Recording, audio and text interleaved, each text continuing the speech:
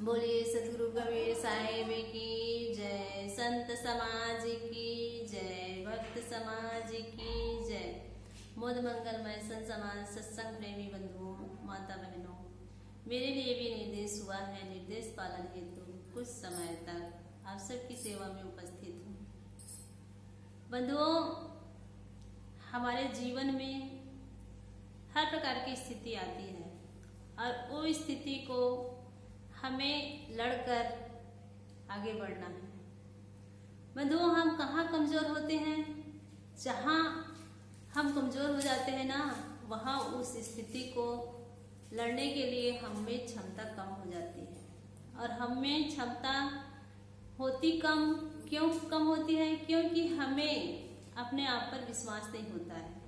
अपने आप पर जब विश्वास हो जाता है ना, तो हम कैसी भी परिस्थिति हो उससे हम आगे बढ़ लेते हैं। और वो परिस्थिति को लड़ने के लिए, आगे बढ़ने के लिए हमें आत्मविश्वास होनी चाहिए। हमें आत्मविश्वास हो ना, तो हम आगे बढ़ जाते हैं। ऐसे आगे बढ़ते हैं कि जो ऊंचाई पर हम जाना चाहते हैं वो ऊंचाई पर पहुंच जाते हैं। बंधुओं, हमें हमेशा यही सिखाया जाता है कि ये तुम नहीं कर सकते। इसी कारण से हमारा मनोबल कमजोर हो जाता है। इसी कारण से हम जो करना चाहिए वो नहीं कर पाते हैं। कारण यही है, हमें अगर ऐसा सिखाया जाए कि तुम सब कुछ कर सकते हो, ऐसे करके हमें अगर सिखाया जाए बचपन से ही क्या, गर्भ से ही, तो हम वो सारे कार्य कर सकते हैं जो हमें करना चाहिए और जो हम चाहते हैं। आज समाज में नारी और पुरुष का ही भेद है ना? आज समाज में सरकार के द्वारा, संविधान के द्वारा 50% का तो आरक्षण मिल चुका है, लेकिन सरकार के द्वारा, संविधान के द्वारा मिलने के बावजूद भी घर में, परिवार में, समाज में, गांव में जितना भेदभाव है लड़की और लड़का में, वो आज तक नहीं मिट पा रहा है। और इसको मिटाने के लिए सतगुरु कबीर साहब 625 पूर्व कहकर यहाँ से चले गए। हंस न नारी पुरुष है, सतगुरु कबीर साहब की देन है। जो आज 50% का जो आरक्षण मिला हुआ है ना, ये किसकी देन है? सतगुरु कबीर साहब की देन है। और संविधान के द्वारा कहा जाए तो डॉक्टर अम्बेडकर की देन है ना? और इन सब बातों को हम जानते तो हैं, लेकिन मानते कितना है?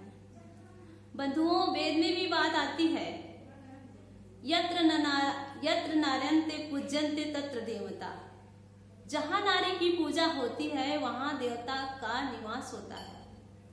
और आज नारी की पूजा होने के बजाय नारी की अपमान करते हैं लोग। और जहां नारी का अपमान हो तो वहां देवता कैसे विराजमान होंगे? लक्ष्मी का आगमन कैसे होगा? सुख संपत्ति जीवन में आएगा कैसे? इसको लोग भूल जाते हैं और कहते हैं कि हमारे जीवन में दुख है, तकलीफ है, पीड़ा है, अशांति है। बंधुओं, जिस नारी से हमारा जन्म हुआ है, जिस नारी ने हमें 10 महीने तक के अपने पेट में रख करके असहनीय पीड़ा सह करके हमें जन्म दिए, और जन्म देने के बाद हमारा पालन पोषण, यहाँ तक देखा जाता है कि एक माँ टट्टी पेशाब में सो करके भी अपने बच्चे को सीने में सुलाती है और सीने में सुला करके उस बालक को पालती है ना? तो जब हम नारी का सम्मान करना जान लेंगे ना, उसी दिन हमारे जीवन में सहज ही सुख शांति आने लगेंगे।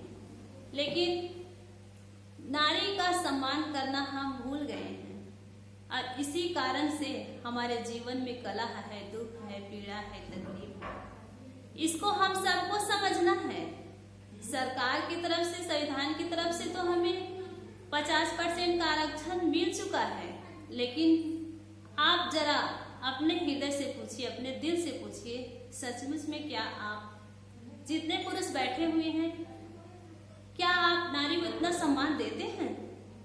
अगर देते हैं तो बहुत अच्छी बात है, सारे लोग धन्यवाद के पात्र हैं। और अगर नहीं देते हैं तो मैं आप सबसे निवेदन करती हूँ, प्रार्थना करती हूँ कि अभी से संकल्प कर लीजिए। बंधुओं, शुरुआत में ही ये माँ के रूप में हमें मिलता है ना।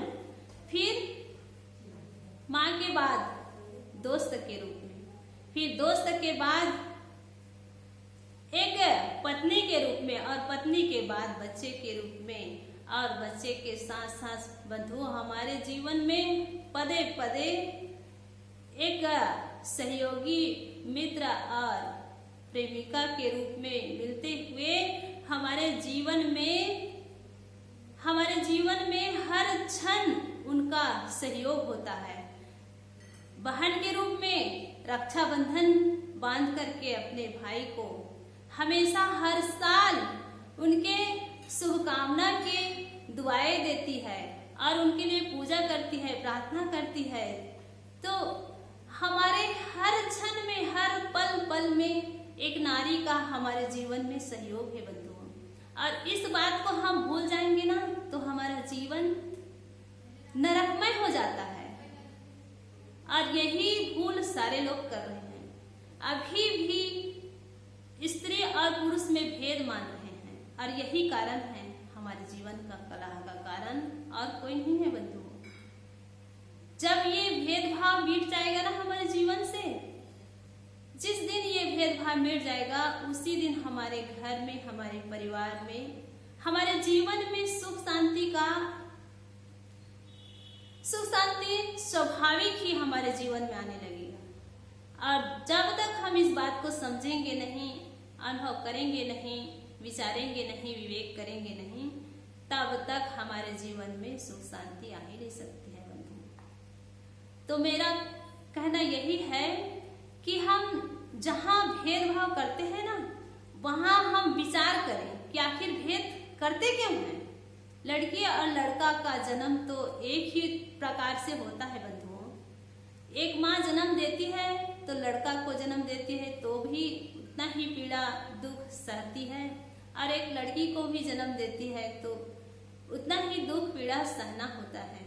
लेकिन भेदभाव करते करते हमारे जीवन में ऐसी स्थिति आ जाती है कि हम लड़की को हमेशा पराया धन मान लेते हैं, और पराया धन कहते कहते कहते कहते उसके लिए भेदभाव करने लग जाते हैं। और यही हीन भावना के कारण लड़कियां आज कमजोर हो रही है, और कमजोर होते होते ऐसी स्थिति आ जाती है कि अपने आप को इतना कमजोर बना लेती है कि मैं ये काम नहीं कर सकती। तो बंधुओं, इस बात को हमें समझना है, जानना है। जो माँ हमें जन्म दी है उनका सम्मान करना सीखें।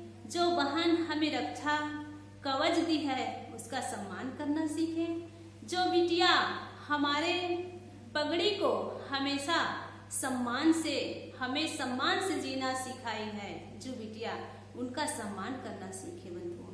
और इन सब बातों को अगर हम सचमुच में जीवन में उतार लेंगे ना तो हमारे जीवन सुखमय, शांतिमय हो ही जाएगा। तो ये मैं शुरुआत की थी कि जहाँ नारी की पूजा होती है वहाँ देवता निवास करते हैं, और हम सब चाहते हैं कि हमारे घर में सुख शांति का आगमन हो और हमारा जीवन सुख शांतिमय हो। तो हम सबको चाहिए कि हम नारी का सम्मान करना सीखें, उनका आदर करना जानें, उनकी पूजा करें, और सब नारियों पर हम ऐसे दृष्टि रखें कि अपने से बड़े हैं तो बहन, और बड़े हैं तो माँ, और अपने से छोटे हैं तो उसको पुत्री की तरह माने। फिर बंधुओं हमारे जीवन में सुख शांति का आगमन स्वाभाविक ही हो जाएगा, और ज़्यादा मेहनत करने की जरूरत ही नहीं बंधुओं। बस हमें अपने भावना को बदलना है। जो भेदभाव हम पाल लिए हैं ना उसको हमें जड़ से उखाड़ फेंकना है। फिर ये भेदभाव क्षण भर में मिट जाएगा बंधुओं। बस मैं इतना ही कह करके